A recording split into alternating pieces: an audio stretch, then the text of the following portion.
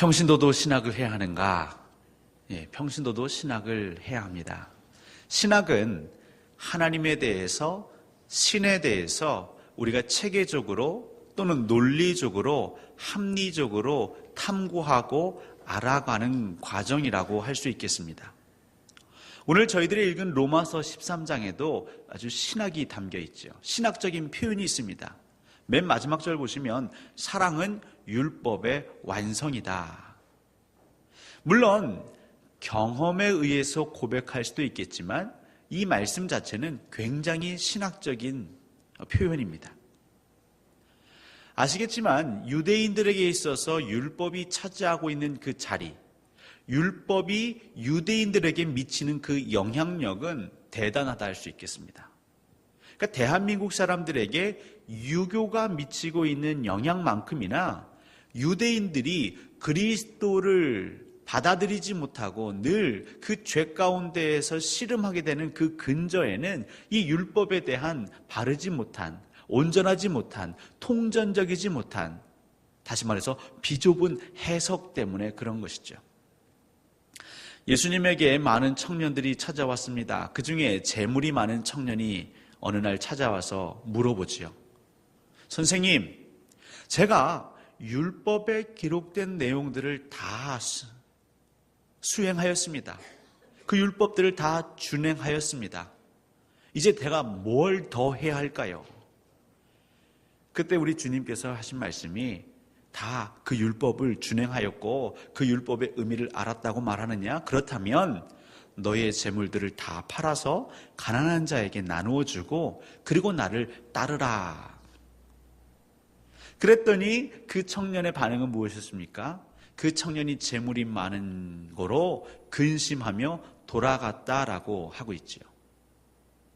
이게 대표적인 그 율법을 대하는 유대인들의 태도입니다. 계명을 지켰습니다. 저는 10계명을 한 번도 어긴 적이 없습니다. 오늘 본문에도 나오는 것처럼 9절에 간음하지 말라, 살인하지 말라, 도적질하지 말라, 탐내지 말라. 그 외에도 많은 계명들이 있는데 사실은 내 이웃을 내 몸과 같이 사랑하라라는 그 하나님, 특별히 예수 그리스도의 계명 안에 다 들어있는 것이다. 녹아져 있는 것이다. 결국 내 이웃을 사랑하라는 것을 정말 깨닫는다면 그 외의 율법의 문제들은 한 번에 해결할 수 있다라는 가르침을, 힌트를 우리 주님께서 주고 계신 것이죠. 그럼에도 불구하고 유대인들은 항상 그 율법에 매여 있습니다. 아니, 살인과 사랑이 무슨 관계가 있단 말인가? 도적질과 사랑이 무슨 관계가 있단 말인가? 액면 그대로 말씀을 보는 것이죠. 여러분, 살인하지 말라. 거기는 어떤 의미가 깔려 있는 것입니까? 생명을 소중히 여기라. 생명을 소중히 여기는 그 마음이 바로 사랑의 마음인 것이겠죠? 도적질하지 말라. 다른 사람의 그 삶에 소득을 벌 수 있는 그 생산 기반, 혹은 그가 정말 애써서 모아놓은 그 재물, 그 재산, 근데 그것을 내가 도둑질하면 그 사람의 삶은 어떻게 됩니까? 그 생계는 어떻게 됩니까? 온전히 살 수 없겠죠. 그 사람이 살 수 있도록 배려하라.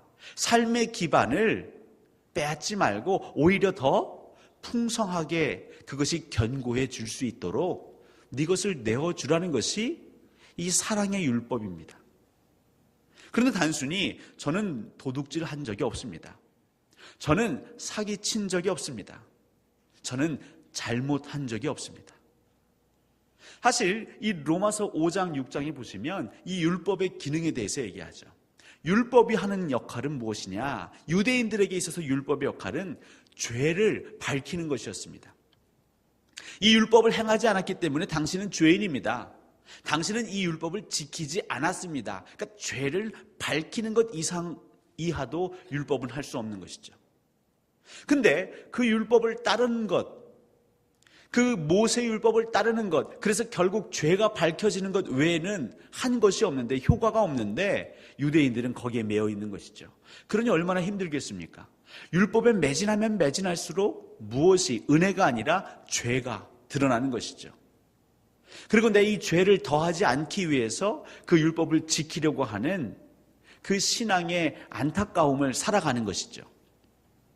오늘 로마서는 이 율법의 문제를 신학적으로 해결하는 것이죠. 율법이 무엇이냐? 결국 모세의 율법은 하나님께서 우리에게 주신 말씀이고, 그 하나님의 말씀이라는 것은 하나님의 마음과 뜻과 섭리가 그 기저에 흐르고 있는 것인데, 하나님의 주된 관심사는 우리에게 율법을 주시면서까지 우리가 집중하기를 원하셨던 관심사는 두 글자인데, 그것이 사랑이다라고 해석하고 있는 것이죠. 십계명을 사랑으로 해석해 보아라. 그러면 네가 살인하지 않았다고 만족하고 흡족할 것이 아니라, 죽어져가는 자를 살리지 못함, 길가에 쓰러져 있는 강도 만난 자를 돕지 못함이 너의 마음에 부담으로 다가올 때 사실 그 율법을 진정으로 깨닫는 것이다 라고 오늘 율법을 해석하고 있는 것이죠. 신학은 굉장히 중요합니다. 우리가 다음 시간부터는 또 성경에 대해서 얘기할 텐데요, 성경을 해석할 때도 신학적인 방법을 동원하죠. 성경의 다양한 문구들을 우리가 어떻게 그때그때 해석해야 되는가. 그래서 많은 신학자들이 좋은 도구, 툴을 가져옵니다. 그 중에 하나가 많이 들어보셨을 텐데 언약신학이라는 거 들어보셨습니까? 하나님이 우리 인간과 언약을 맺으시죠. 하나님이 아브라함과 언약을 맺으시고, 하나님이 이삭과 야곱과 언약을 맺으시죠. 그래서 그 언약을 이루어 가시는 하나님, 혹은 계약신학이라고도 합니다. 그러니까 그 언약신학, 계약신학이라는 관점에서 성경을 해석할 때에 이해되지 않는 부분들이 이해될 때가 있다는 것이죠. 좀 더 설명을 드리면, 언약신학에는 크게는 세 파트가 있습니다. 더 나눌 수도 있겠지만, 먼저는 성부 하나님과 성자 하나님 사이의 언약이 있죠. 결국 십자가를 질 때에, 그 보혈을 흘릴 때에 그 예수 그리스도를 믿는 자들의 모든 죄를 사하해 주겠다는 그 언약이 있습니다. 그 구속의 언약, 성부와 성자 사이의 그 언약, 또 아담과 에덴 동산에서 하나님이 맺었던 그 행위 언약. 그러니까 유대 사람들은 그 행위 언약에 매여 있는 것이죠. 신명기에도 나옵니다. 네가 말씀에 순종하면 복을 받을 것이고, 그 말씀을 따르지 못하면 저주를 받을 것이다. 행위 언약이죠. 때로는 우리는 행위 언약에만 갇혀서 신앙생활을 하다 보니까 마음에 짐이 차오르는 것이죠. 내가 오늘도 말씀을 지키지 못했는데, 혹은 우쭐하기도 합니다. 내가 계명을 늘 지켜가는데. 하지만 또 다른 언약이 있죠. 그건 무엇입니까? 은혜의 언약이죠. 은혜의 언약. 내 공로도 아니고 내가 그 말씀대로 언약대로 다 행위를 이루었기 때문이 아니라 하나님의 은혜, 예수 그리스도의 보혈의 공로, 그 은혜로 내가 하나님의 자녀가 된다는 은혜의 언약. 이처럼 그 언약이라는 관점 안에서 성경을 해석해 나아가는 것, 사실 이것이 신학적인 태도인 것입니다. 제가 신대원 다닐 때에 이제 채플을 매일매일 들어갑니다. 그러면 이제 채플이 대학 예배죠. 그럼 거기에 우리 학교 교수님들이, 신학교 교수님들이 설교도 하시지만 때로는 그 외부에서 목회하시는 우리 선배님들이 와서 설교를 하실 때가 종종 있습니다. 근데 그 목사님들의 설교 중에 가끔 신학교에 와서 이런 얘기들을 하시는 분들이 계세요. 물론 좀 나이가 지긋한 분들이신데 말씀의 시작이 이겁니다. 여러분, 너무 신학에 목매지 마십시오. 그 말 자체는 여러분 신학 목회하는데 그렇게 도움 안 됩니다. 여러분 기도하십시오.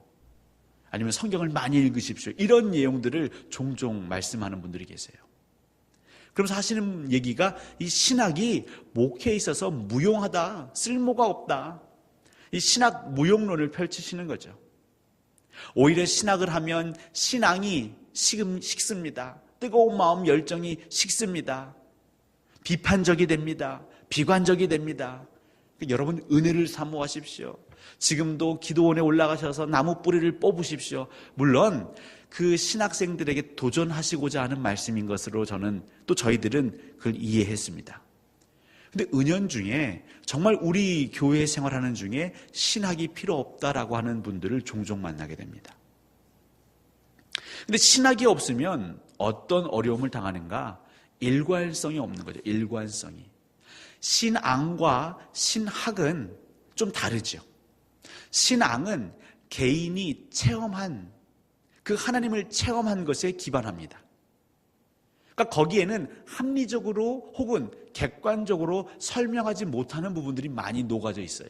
신앙. 내가 만난 하나님, 나를 변화시킨 하나님, 나를 회심케 한 하나님, 혹은 내가 체험한 하나님, 기도해서 병 나은 분들, 체험이죠. 그분에게는 치료하시는 하나님이라는 신앙, 또 물론 그분만의 신학이 있어요. 근데 이분들은 어떻게 하시냐면요, 누가 아프면 무조건 기도원 가, 혹은 기도해야 돼. 병원에 좀 가려고 하면 먼저 기도해야지. 하나님을 믿는 거야? 아니면 의사를 믿는 거야? 항상 이 목회자들을 힘들게 하는 게 이 보험 문제입니다. 보험. 생명보험 들어야 될까요? 말아야 될까요? 상해보험 들어야 될까요? 말아야 될까요? 이것도 굉장히 신학적인 문제죠. 목회자라 하면 하나님의 말씀을 대언하는 자로서 하나님을 믿고 따르고 그 신앙을 또 성도들에게 가르치는 자인데, 만일을 대비해서 하나님이 지키실 텐데 그걸 의심해서 내가 보험을 든다? 여러분, 이거 어떻게 생각하십니까? 그러니까 이걸 신앙의 관점에서만 보면 어떤 분들은 정죄할 수 있겠죠. 믿음 없는 사람 같으니라고. 아니, 목사가 왜 보험을 들어? 하나님이 다 먹이시고 입히시고 광야에서도 음식이 떨어지지 않게 하셨고 그 사막길을 40년 동안 걸어감에 있어서 의복도 헤어지지 않고 신발도 닳지 않았는데 목사가 보험을 든다고? 신령한 목사가 아닌 것 같아 라고 해석할 수 있는 것 아니겠습니까? 이 신앙이라는 게 그만큼 다양하고요, 이 신앙이라는 것이 정말 천차만별입니다.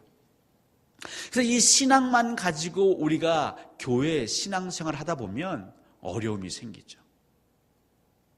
어떤 일을 해결해 감에 있어서 각각이 경험한 하나님이 다르기 때문에 어떤 분들은 무조건 기도해야 된다고 그러고요, 어떤 분들은 말씀을 읽어야 된다고 그러고요, 어떤 분은 그래도 하나님께서 이 땅에 허락하신 사람들 그 도구를 활용해야 된다. 변호사에게 문의할 건 변호사에게 문의하고 공직자에게 문의할 건 공직자에게 문의해야지 기도만 한다고 답이 나오냐? 이런 식의 차이들이 극명해지게 되는 것이죠. 사실 이것들을 조율할 수 있는 건 무엇이 조율할 수 있냐면 신학이 조율할 수 있는 것입니다. 신학. 저희가 재직 세미나에서도 사실 신학을 얘기했죠. 교회의 모든 직원들을 하나님은 왜 세우셨는가? 교회의 덕을 위해서 세우셨습니다. 그러니까 교회의 덕이라는 그 기준, 그 가치를 가지고 우리가 씨름하는, 질문하는, 서로 대화하는 장을 만들어가는 것이죠. 그래서 요즘은 신학이라고만 하지 않냐고 신학하다라는 식의 표현들을 많이 합니다. 그러니까 우리가 하나님의 뜻을 묻고 구하는 삶을 살아가는 신앙의 길을 걸어가야 한다는 것이죠. 그러니까 내가 이미 과거에 경험했던 하나님, 물론 그것도 너무 귀하지만 거기에 멈춰 있는 것이 아니라 우리 신앙의 지경을 넓혀가는 것 중에 하나는 끊임없이 하나님을 물어가는 삶, 하나님의 뜻을 물어가는 삶, 내 과거에 매이지 않는 삶. 그게 제일 좋은 건 무엇이냐면 다른 경험한 사람과 만나서 대화하는 것입니다. 그러니까 이것이 가능하려면 신학적인 훈련이 되어야 되는 것이죠. 요즘 초등학교에서 이 토론 대회라는 걸 하더라고요. 토론 대회. 그래서 우리 은재가 고개를 끄덕입니다. 참석했거나 봤던 것이죠. 제가 학교 다녔을 때는 구경 못했으니까 당연히 저보다 인생의 선배님이신 우리 성도님들도 학창시절에 토론대회를 경험하지는 않으셨을 겁니다. 왜 이 토론대회를 했을까요? 사실 대한민국 사람들이 토론 잘 못하거든요. 이게 유교의 영향이죠.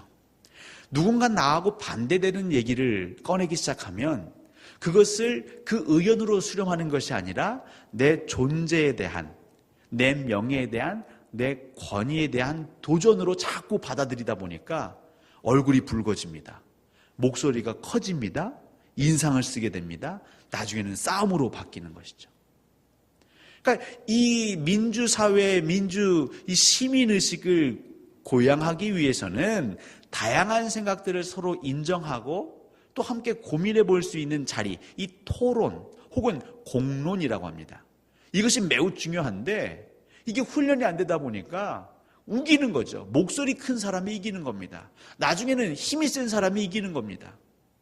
그러니까 학교에서 이래서는 안 되겠다. 더 밝은 대한민국의 미래를 위해서 우리 초등학생들부터 합리적으로 논리적으로 자기 의견을 개진하고 또 상대방의 의견 중에 괜찮은 게 있으면 수용하고 아니면 건강하게 비판하고 이걸 훈련시키는 것이죠. 여러분, 신학이 사실 그런 것입니다.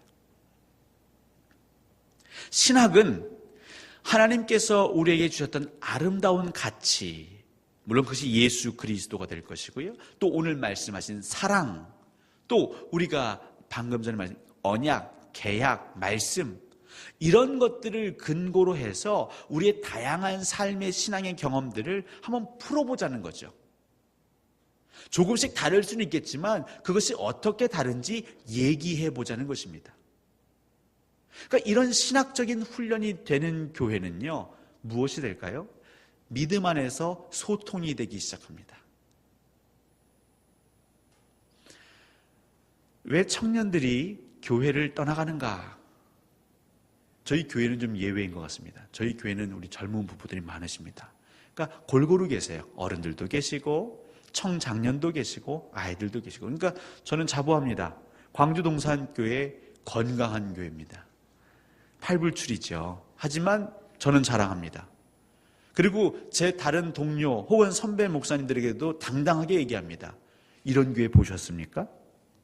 하나님의 은혜입니다. 그럼 저희들은 이런 교회를 잘 가꿔야 할 책임이 있겠죠. 그러면 다른 교회를 참고할 필요가 있습니다. 역사가 오래된 교회, 하나님의 은혜가 있었고 기적이 있었고 섭리가 있었던 교회, 참 간증이 넘쳐났던 교회, 눈물의 얘기가 있었던 교회, 헌신이 넘쳐났던 교회. 그런데 그 교회에 점점 희끗희끗 머리가 흰 분들은 많아지고 젊은 사람들은 자취를 감춰지고 있는 그 원인을 우리가 살펴볼 필요가 있죠. 여러 가지 원인이 있겠습니다만 그 중에 교회 내적으로 보자면 무엇이냐면 질문을 허락하지 않는 신앙생활이죠. 그냥 무조건 믿으라는 거예요. 우리 선배들부터 얻었던 답, 신학적인 답, 교리적인 답, 이것이 답이니까 군소리하지 말고 따라와. 싫어? 싫으면 다른 교회 가든가. 그러니까 이런 벽들, 이런 담들이 특별히 이 신앙이라는 것은요, 믿음이라는 것은요, 교과서로 할 수 있는 게 아니라 정말 영적인 하나님을 만나는 것이기 때문에 시간도 오래 걸릴 수 있고 각양각색 다른 방법으로 하나님을 알아갈 수 있거든요. 근데 그것을 인정하지 않고 몇몇 사람들이 경험했던 그 신앙적인 그 툴, 그 범위, 그 지경 안에서만 하나님을 논의하게 하다 보면 사람들이 하나님을 알기 이전에 마음에 상처를 받고 마음이 닫혀지는 거죠. 그러니까 질문할 수 있습니다. 사실 우리 주일학교 아이들이 설교 중에 그러면 좀 곤란할 수는 있겠지만 설교 후에라도 전사님이나 목사님이나 선생님들에게 사실 왜라고 질문을 많이 해야 됩니다. 왜 하나님은 선악과를 만드셨대요? 왜 하나님은 남자와 여자를 만드셨죠? 왜 하나님은 천국과 지옥을 만드셨을까요? 라는 그런 아주 기본적인 그 질문들도 필요합니다. 물론 그러면 이렇게 물으실 수 있겠어요. 그러면 그렇게 얘기하시는 목사님, 대안을 가지고 이런 얘기하시는 겁니까? 답을 가지고 얘기하시는 겁니까? 지금 제가 말씀드리는 게 이겁니다. 우리 사회는요, 언제서부턴가 답, 해답에만 집중하고 있습니다. 그러니까 결과에만 집중하는 것이죠. 그러니까 과정은 무시한 채 빨리 확실한 안정적인 확률 높은 답, 해답을 취하려고 하는 것이죠. 저도 어렸을 때 이제 공부를 하면 이제 산수, 수학이 중요하죠. 지금은 초등학교 때부터 수학이라고 하지 않습니까? 그럼 이렇게 학습지가 옵니다. 학습지가 오면 덧셈을 막 10장씩, 20장씩 덧셈만 몇 줄을 계속 하는 거죠. 뺄셈만, 덧셈, 뺄셈, 곱셈, 나눗셈만 계속 하는 학습지들이 있어요. 그러니까 그걸 계속 반복시켜서 빨리 실수하지 않고 결과물을 얻어낼 수 있게 하는 학습을 제가 받은 거죠.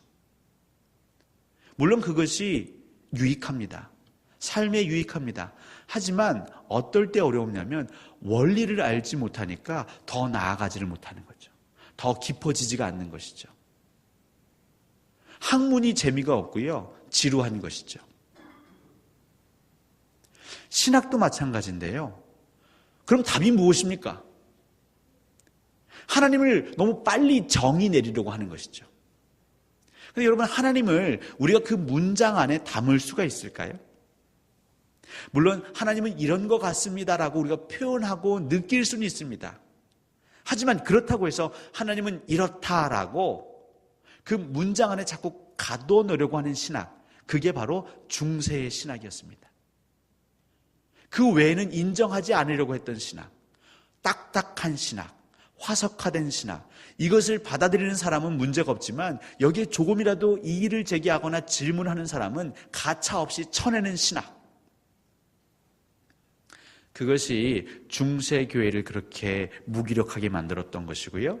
지금 21세기 한국 교회의 청장년이 떠나가게 되는 원인인 것입니다. 지금 교회 밖에서는 굉장히 많은 이슈들이 양산되고 있죠. 지금은 조금 잠잠합니다. 하지만 작년 동성애 문제가 굉장히 큰 이슈였습니다. 그리고 한국교회에 아주 오랜 베스트셀러 같은 질문이 있습니다. 베스트 이슈죠. 술, 담배에 대한 이슈. 여전히 한국교회는 여기에 대한 명쾌한 답을, 모든 사람들이 흡족할 만한 답을 내어놓지 못하고 있습니다. 그냥 예수 믿으면 술, 담배 하면 안 돼라고 명제를 내려버렸죠. 이런 식의 신학들, 교리들이 교회를 채우면 채울수록 대화하지 않는, 질문하지 않는, 수용하지 않는, 그리고 각각의 신앙의 경험들만 서로 얘기하면서 목소리 높이는 교회, 어지럽습니다. 뭔가 정리되어 있거나 체계적이라는 생각을, 인상을 주지 못합니다. 물론 원칙이 있고 통일된 하나의 가르침이 있으니까 쉬운 것 아닙니까? 근데 교회는 그렇지 않습니다.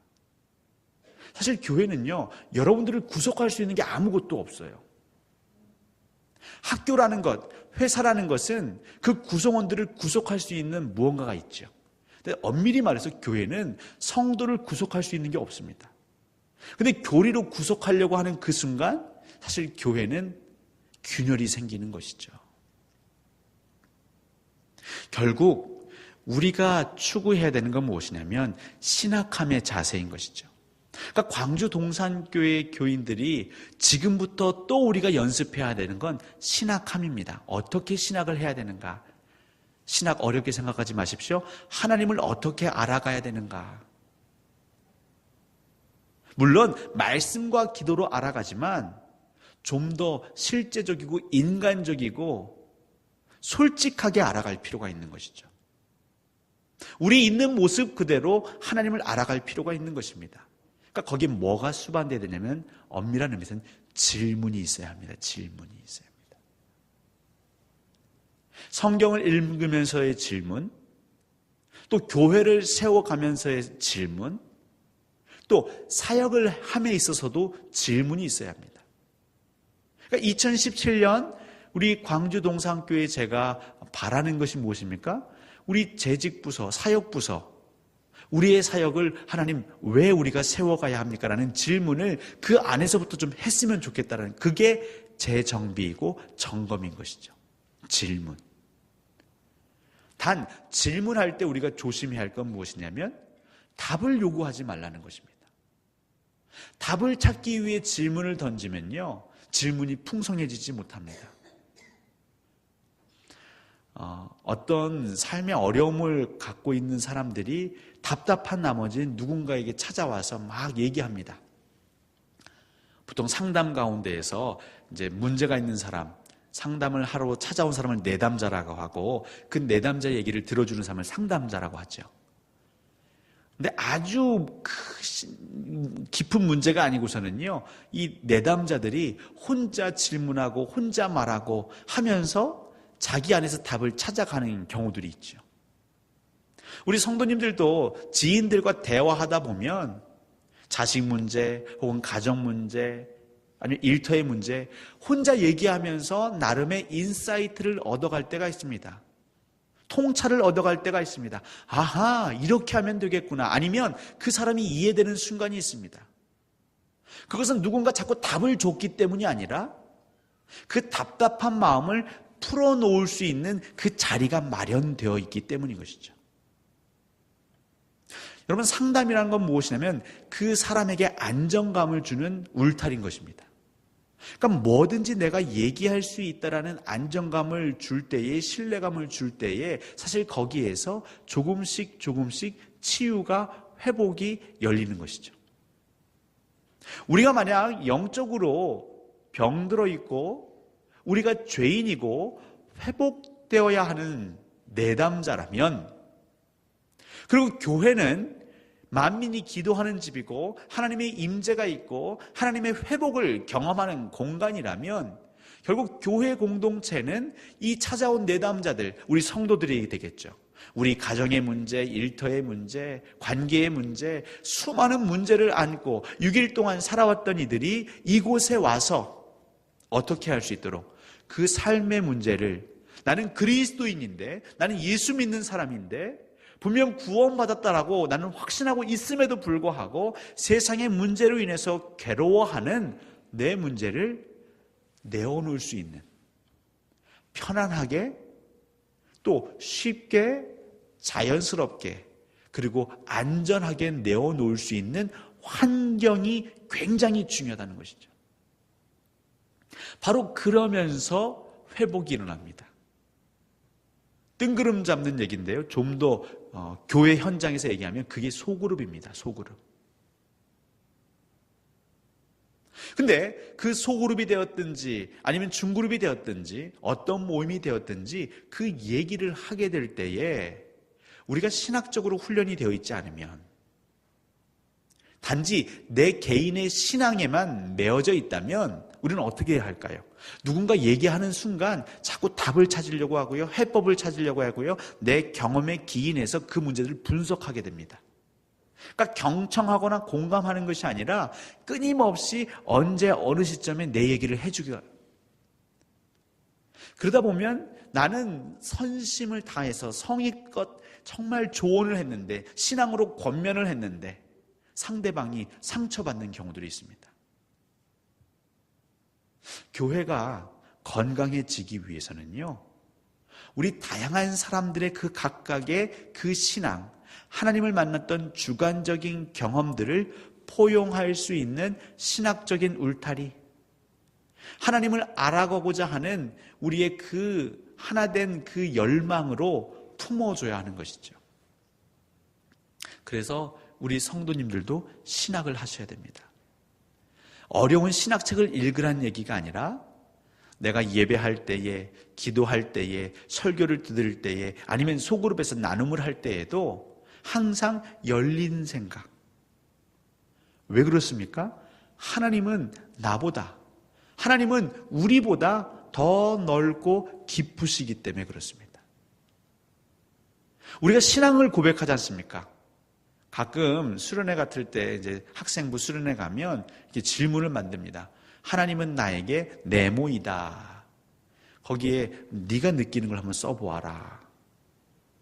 그러면 자기가 경험한 것들을 써놓거든요. 그게 그 아이들의 신앙 고백입니다. 근데 그것으로 끝나는 게 아니라 사람은 자꾸 자기 신앙 고백 안에 갇히다 보면 그것이 전부인 것처럼 아는 것이죠. 마치 우물 안 개구리처럼. 그리고 다른 것을 존중하거나 인정하지 못하는 것이죠. 그래서 우리가 정말 그 크신 하나님, 전지전능하신 하나님을 믿는다면 내가 경험하지 못했던 경험까지도 그럴 수 있지라고, 맞다라고 무조건 확신하는 게 아니라 그럴 수 있지라고 열린 마음에서 귀담아 보는, 그리고 이제 우린 그걸 가지고 신학하는 겁니다. 어떻게 해요? 기도할 때도 하나님께서 이렇게도 일하실 수 있으십니까? 하나님, 병원 가지 않고도 기도만 하고도 암이 나올 수 있는 것입니까? 요즘같이 그 성령의 역사라든가 아니면 치유와 신유를 좀 불신하거나 의심하는 사람들에게는 굉장히 놀라운 일들 아니겠어요? 에이, 그런 게 어디 있어. 뭔가 먹는 음식이 바뀌었겠지. 아니면 스트레스가 좀 줄었겠지. 아니면 민간요법을 했겠지. 이렇게 이유를 대는데 그게 아니라 정말 하나님께서 병을 낫게 하실 수 있습니까? 라고 질문하는 것. 그 질문이 나의 삶 속에서 계속 이어지는 것. 여러분, 그것이 신학입니다. 단, 답을 찾기 위해서 강박적으로 던지는 질문이 아니라 그냥 편안하게 질문을 던져가는 것이죠. 여러분의 삶 가운데 풀리지 않는 문제가 있다면 그 답을 찾기 위해서 집회에 참석하고 기도원에 가고 성경 통독하고 금식하는 것이 아니라, 물론 우리의 마음은 문제 해결을 바라지만 더 근본적으로 이 문제에 대해서 하나님께 질문하는 삶. 근데 그렇게 살다 보면 우리의 신학적인 훈련이 되어집니다. 말이 어렵지만 그건 다른 사람을 이해할 수 있는 지경이 넓어진다는 것입니다. 그래서 신학과 신앙이 균형을 잡아갈 때에 교회 공동체는 편안해집니다. 왜냐하면 다양한 생각을 얘기할 수 있죠. 정죄받지 않고 평가받지 않고 그 얘기를 했다고 해서 비난받는 것이 아니라 함께 그 질문을 하는 것이죠. 하나님, 우리 아무아무개의 성도가, 아무아무개의 집사가 이런 문제로 고민하는데 이 부분을 우리가 어떻게 풀어가야 할까요? 그러니까 우리 주변에 욕심나는 교회가 몇몇 군데 있습니다.